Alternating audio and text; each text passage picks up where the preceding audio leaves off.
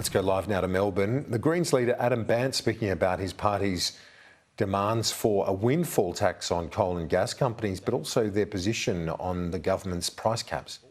We want to see more money in people's pockets, paid for by making the big coal and gas corporations pay their fair share of tax. These coal and gas corporations are making record profits off the back of a war in Ukraine and people in Australia's household pain. Energy bills are going up, driven by these coal and gas corporations, and what we've got to do is put a tax on these coal and gas corporations, make them pay their fair share, and use that money to bring people's power bills lower. Now, the Greens want to see a freeze on power bills at pre-crisis levels. The government's offering a different approach. We want to have some further discussions with the government about the level of support that's going to be provided to people, because we're worried that people are going to end up doing it tough.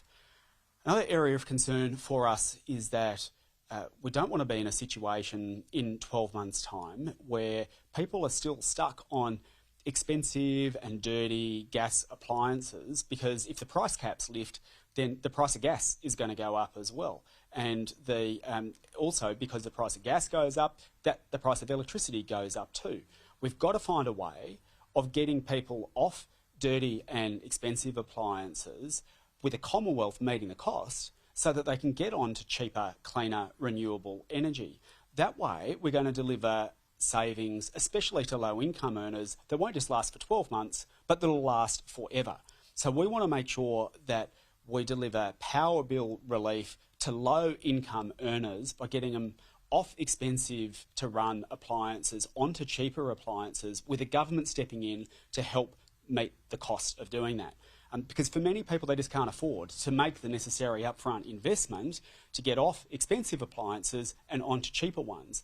And if we can do that, if the Commonwealth can step in and say, we're going to give you a hand to get off dirty and expensive appliances that are often gas onto cheaper and cleaner renewable one, to get people off gas and electrify households, then we're going to bring down power bills, not just for 12 months, but for the long term. A party room has authorised me to have those discussions and negotiations with the government over the next 24 hours.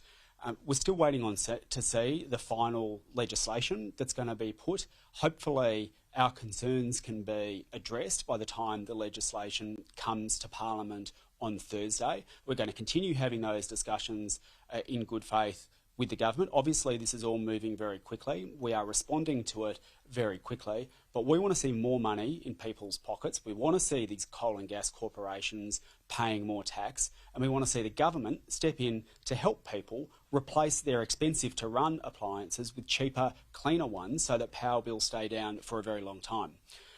On one final matter, the Greens don't support compensation going to coal corporations. Coal corporations should be compensating the people, not the other way around.